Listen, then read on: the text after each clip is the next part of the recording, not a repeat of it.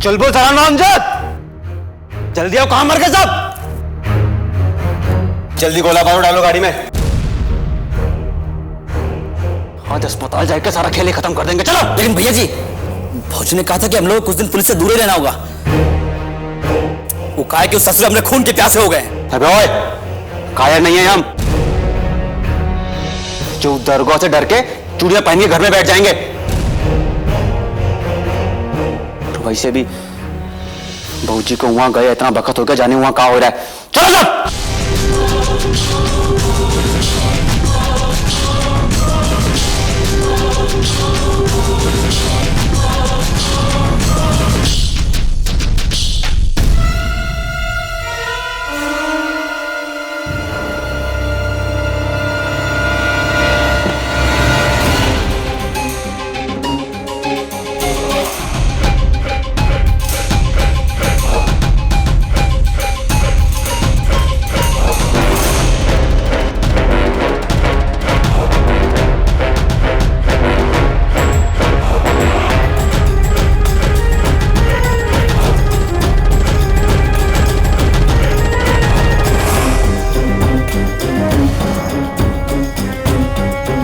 भैया जी जा रहे थे पूरे दलबल के साथ। अब आप जल्दी से उस ससुर दरोगा की मौत की खबर सुना दीजिए।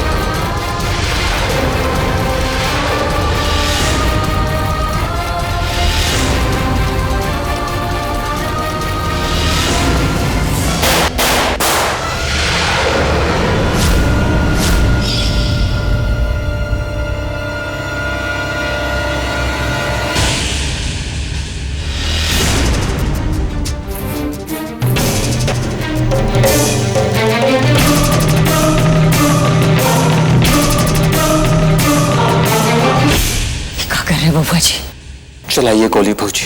बंदूक छोड़िए बबुआ जी। याद है आपको ये बंदूक आप हमारे हाथ में कब थमाए थे, जब इन हाथों में बंदूक पकड़ने का ताकत भी नहीं था। और तब से लेके आज तक इन हाथों ने आपको कभी बंदूक उठाने का मौका नहीं दिया भौजी। फिर आज ऐसा क्या हो गया भौजी कि आप अकेले इतना बड़ा जोखिम उठाए के अकेले अस्पताल चले गए? आपके लिए पूरा दुनिया में आग लगा सकते हैं, लल्लनपुर को जला के राख कर सकते हैं भौजी। फिर ऐसा काहे किया, पहले बताइए हमको। क्या हम आपके भरोसा के लायक नहीं रहे? या आप समझती हैं कि हमें वो ताकत नहीं रही, अब कमजोर हुई गए हम? और अगर ऐसा है तो सबसे पहला अपनी गोली का निशाना हमें बनाइए।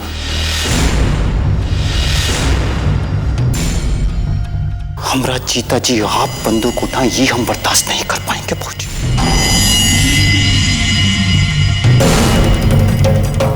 चलाइए गोली भौजी,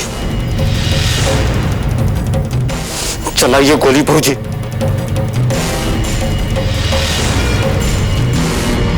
बंदूक छोड़िए बबुआ जी। खबरदार जोई, ऐसी बात कभी अपने जुबान पे लाए तो आप मरे आपके दुश्मन। अरे बबुआ जी, पूरे ललनपुर में आपसे बढ़कर भरोसेमंद मर्द और कहीं है का? आपको गोली लगी है, कमजोरी है, जान को खतरा है, ऐसे में जानबूझकर आपको ऐसे जोखिम वाले काम में कैसे भेज सकता है? बबुआ जी, आप हमारी ताकत है, हमारा भरोसा है। आपके हाथ में जो बंदूक थमाए रहे तो वो आपकी सुरक्षा की खातिर, बाकी आज भी अपने हाथ में जो बंदूक लिए हैं तो आप ही की सुरक्षा की खातिर बबुआ जी, ताकि आपको वो कमीना दरोगा की परछाई से बचा सके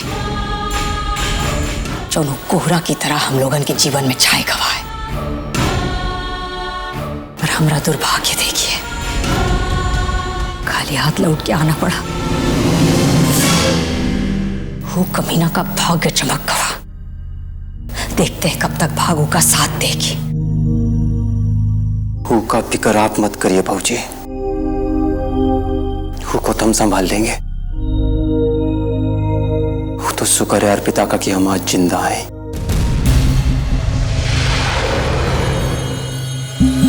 वो दरोगा का हर गंदा इरादा को मिट्टी में मिलाने के लिए मौजूद है हम भाऊजी अभी।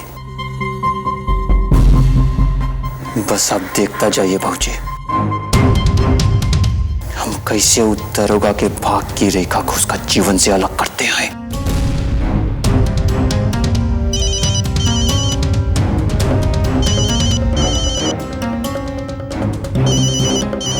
अर्पिता का फोन है भाऊजी, आते हैं अभी हम।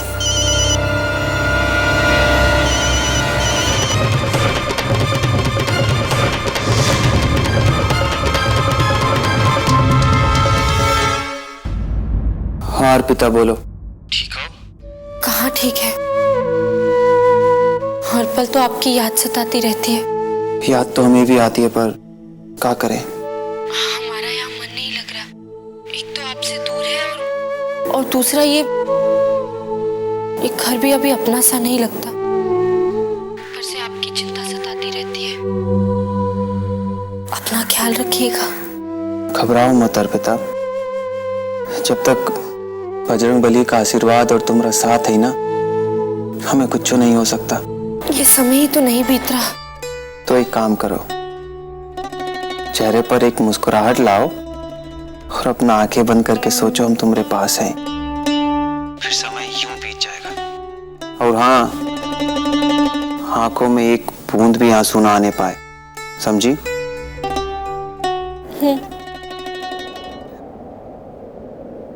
अर्पिता,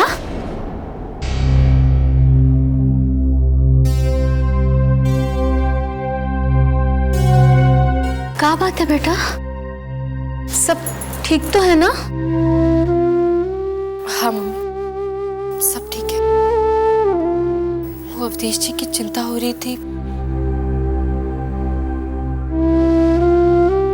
नीचे चल, सब लोग तुम्हारी राह देख रहे हैं।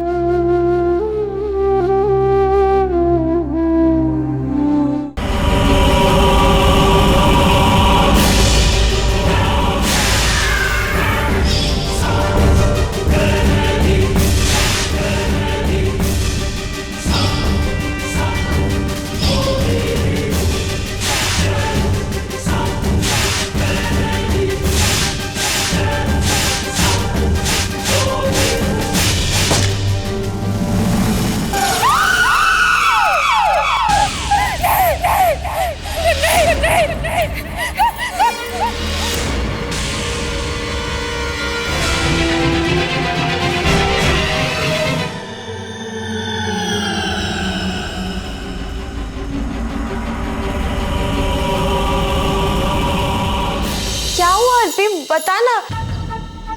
अरे हम जानते हैं तुम्हारे ऊपर क्या गुजर रही है। जो हुआ उसे भुलाना आसान नहीं है, पर भी भुलाना तो पड़ेगा ना। बाहर लोग हैं, तुम्हें बाहर जाना पड़ेगा। शादी की सारी रस्में निभानी पड़ेंगी। तुम अगर बाहर नहीं गई तो लोगों को क्या लगेगा? शक करेंगे वो तुम पर। इसलिए कह रही हूँ, खुद पर काबू रखो और चुप हो जा।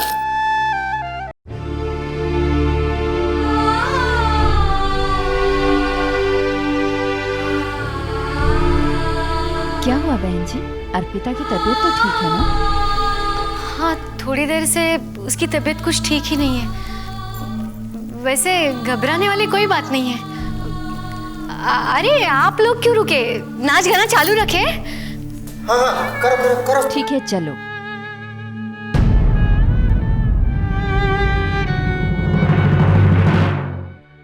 चल, अब तैयार हो जा और बाहर चल के सबके साथ बैठ, ताकि सबको लगे कि कोई परेशानी की बात नहीं। ये बुरा समय जल्द ही टल जाएगा, ज्यादा दिन नहीं रहेगा। और ये रणवीर जी का किस्सा तेरी और अवधेश जी की जिंदगी से हमेशा के लिए खत्म हो जाएगा।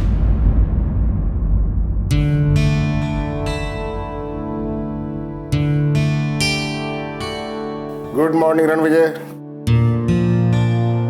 गुड मॉर्निंग सर, बैठिए। Thank you. आप कैसा महसूस कर रहे हो? पहले से अच्छा हूं सर। ड्यूटी ज्वाइन करते ही और भी ठीक हो जाऊंगा सर।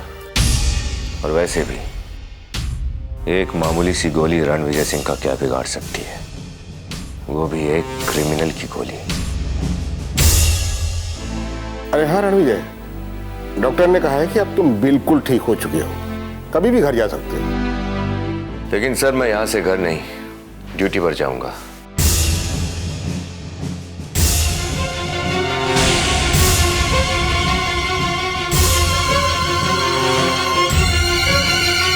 क्या हुआ सर?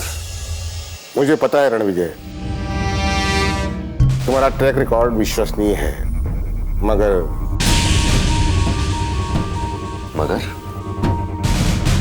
मगर क्या सर? मगर जंगल के हालात क्या थे दूसरे पुलिस वालों ने बताया। देखो रणविजय, मैं तुम्हारे हौसले और हिम्मत की दाद देता हूं, मगर कॉन्फिडेंस और ओवर कॉन्फिडेंस में फर्क है। तुम आदेशी को पकड़ने के लिए जंगल में अकेले क्यों चले गए, जबकि हमने तुम्हें दूसरे पुलिस वाले भी दिए थे? तुम्हारी व्यक्तिगत महत्वाकांक्षा के कारण पुलिस डिपार्टमेंट की हार हुई है। तुम्हें पता है तुम्हारे ऊपर इंक्वायरी बैठाने की बात चल रही है, और तो और तुम्हारे बयान को भी संदेह की निगाह से देखा जा रहा है। इसमें तुमने ये कहा है कि तुम पर गोली डाकुओं ने चलाई। ऊपर से प्रेशर आ रहा है सो अलग।